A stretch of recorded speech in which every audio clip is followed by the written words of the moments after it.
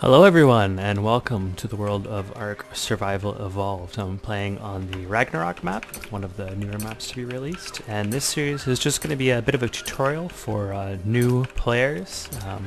Just to let you know a little bit, I am playing on a server with increased gather rates, increased taming rates, just because I don't want this series to take a really long time.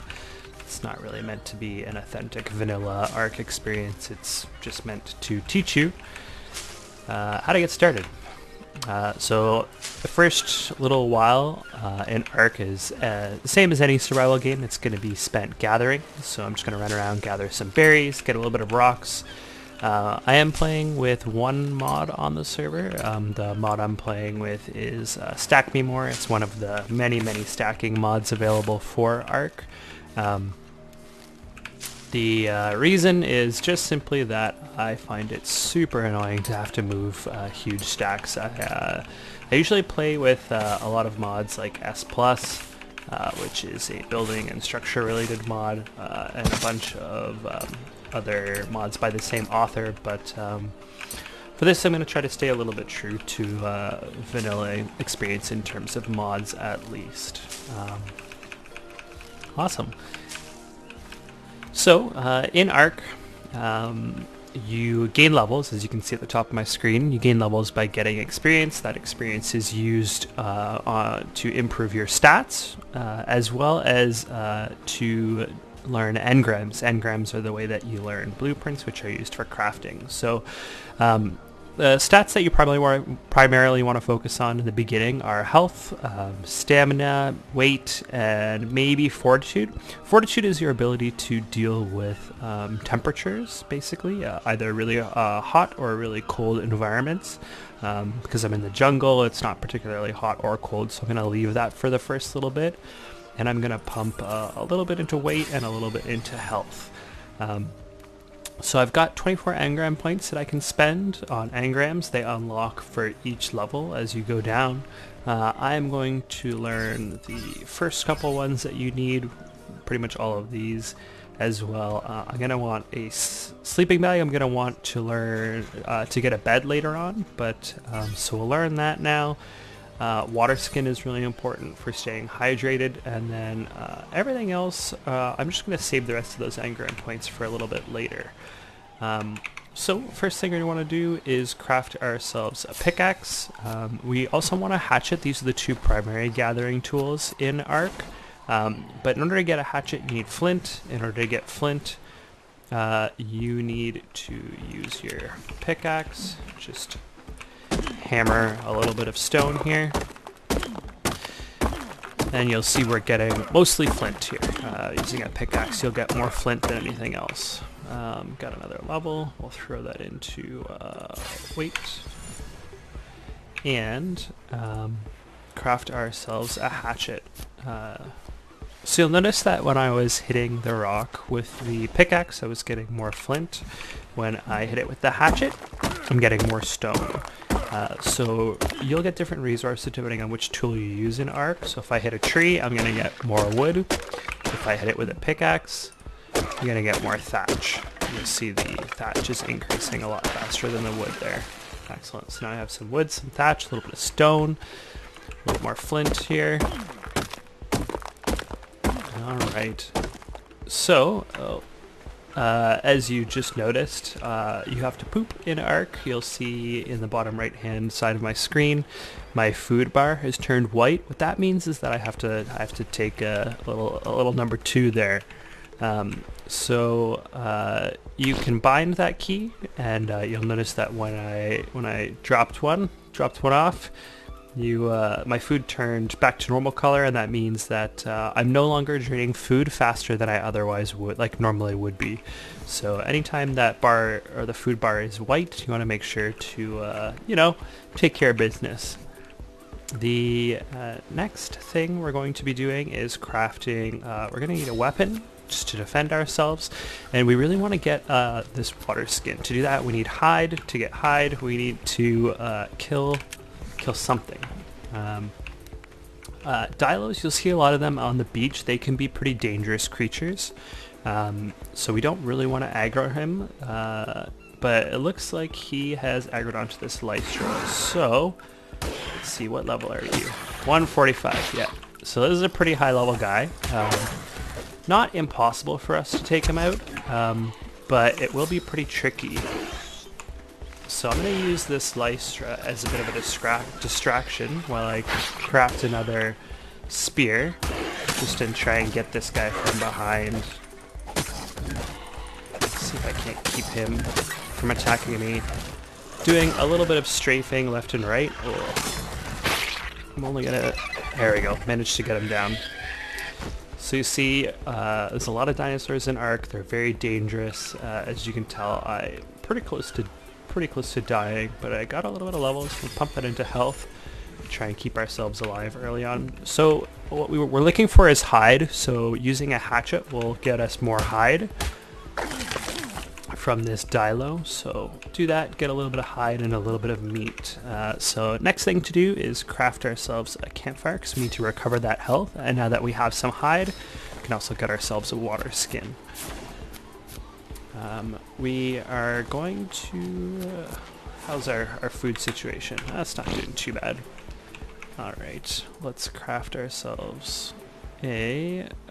we've got this, and our water skin. So to fill the water skin, so you can drink just by pressing your use key or E in the water, pressing the hotbar button for the water skin. You'll see my water skin is now full. It's big and blue, and it's got that little durability bar on the bottom.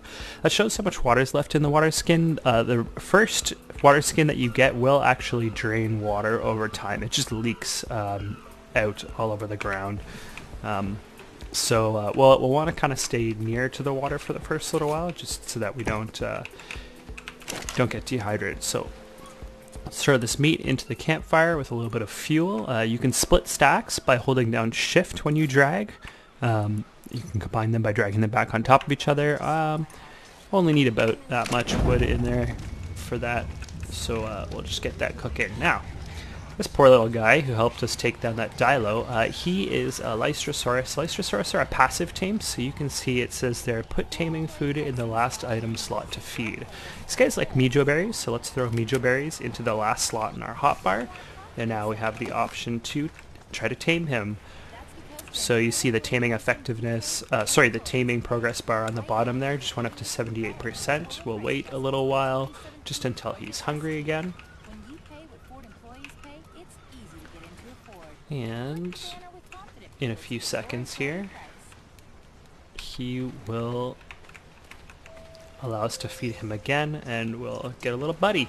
Now the taming effectiveness there, you can see, is at 99.9%. With these guys, it's really easy to keep the taming effectiveness up, but if your dinosaur is attacked, or you attack it, or if it takes a really long time to tame, that taming effectiveness will slowly drop and give you less bonus levels. Not really important for a Lystrosaurus, but might be more important on a more strong tame. So puppers. So the unique thing about the Lystrosaurus is that you can pet them, and then they'll give you this little experience buff. So everyone around this guy, so me or my other dinosaurs, are all gaining more experience than we would normally.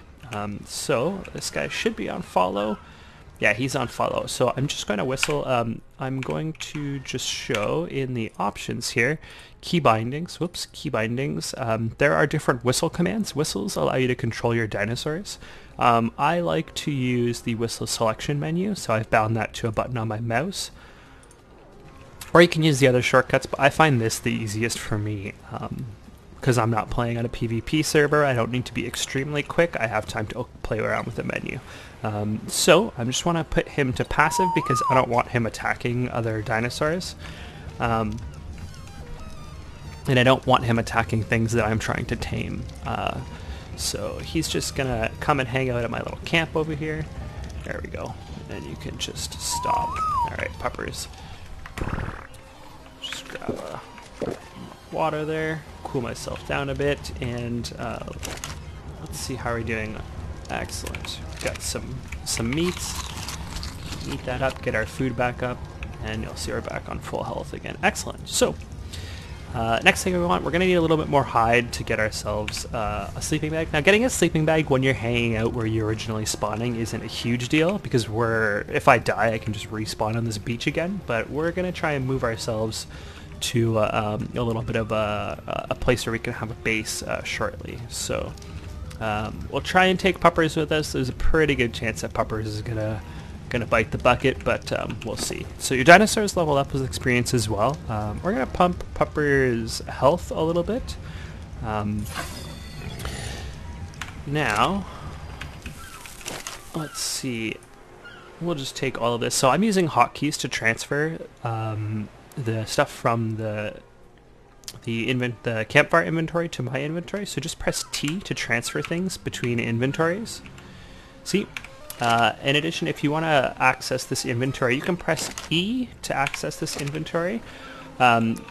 Same with your dinosaurs, or you can use F. The F button will always access an inventory. So some things, pressing E might do something else, like when Puppers, when his little debuff, or sorry, his buff runs out, pressing E would pet him and cause him to do a backflip. If I wanted to quickly access his inventory instead, I can press F. So F will always access an inventory. A lot of times E will as well, but I find it more useful to do F first of all. The reason you want dinosaurs early on is because they act as a bit of a fridge. So this meat will spoil over time. You can see the spoil timer there at 4.5 minutes. If I move it to Pupper's inventory, now the spoil timer is 18.5 minutes. So if I keep my meat on Pupper's, it'll be less likely to spoil. Pupper's doesn't eat meat though. He eats berries. So let's give him a little bit of berries and you'll see he'll start eating them and his food will increase. All right, looks like we've got another bit of trouble here in the neighborhood. There we go. Take care of this guy. So we can pick up the spear again after we've thrown it, and then we'll just chop this little dilo up, get enough hide, and let's spend our points here. Let's get a little bit more into weight again. I find early on getting weight is really useful. And then let's see, we're gonna want a slingshot. It's probably one of the first weapons, the first ranged weapon you're gonna get, and one of the more useful ones for starting taming of creatures that aren't passive tames like Puppers. Mortar and pestle and narcotics is a good way to get experience as well. It'll turn your narco berries into narcotics. So let's talk about narco berries a little bit. We're going to, I'm just going to shuffle these around a little bit and start crafting a club. So in order to tame creatures, you need to knock them unconscious. Most creatures in this game. So different ways to knock creatures unconscious are increasing their torpor stat. So you'll see there's a stat here called torpor. Mine's currently 0. As your torpidity increases, you slowly fall unconscious. Usually around here or so is when you'll actually fall unconscious and drop to the ground. So to tame creatures, you need to knock them unconscious and then feed them whatever their food is. You can feed them narcotics or narco berries to help keep them asleep. Basically, these are drug narco berries. Then there's different berries that you can use for food. All herbivores like mijo berries, more so than the other berries. And you can use stim berries to quickly increase your stamina, as well as to reduce your torpidity. But the stim berries, they dehydrate you really, really quickly. So you don't want to use them too much unless you've got, you see at the bottom there, my water skin has started to leak already, so I'm just going to fill that up again. Alright, let's go see if we can find ourselves a bit of a more useful creature than Puppers. We've got another Lystro. Looking for maybe a Dilo. A Dilo would be pretty useful actually, if we can find one. What do we got over here? I think I hear one, but I'm not too sure.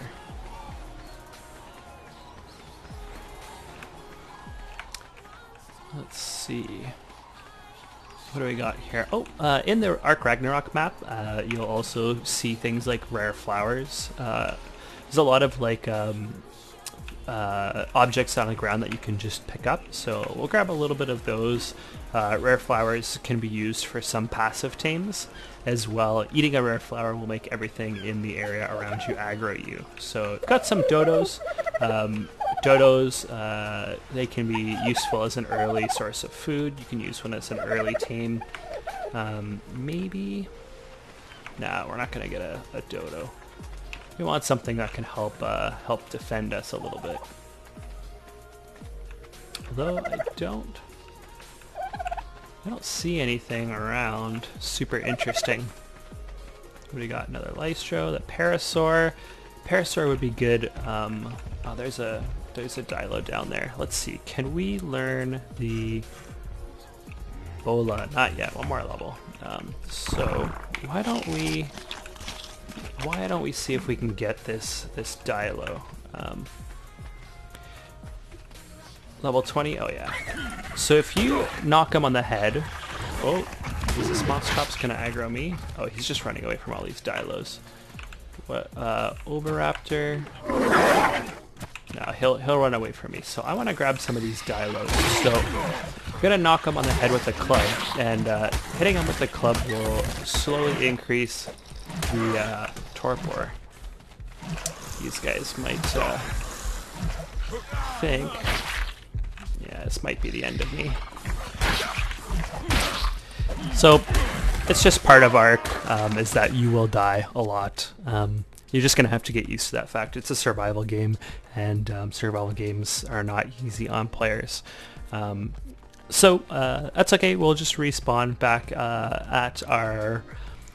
back on the beach. We'll try and find our corpse and get our stuff back. But why don't we call that the end of episode 1, and we'll give it another shot here in episode 2. If you found anything in this video useful, just give me a like. You can subscribe if you are interested in ARK. But thanks, and we'll see you again in episode 2.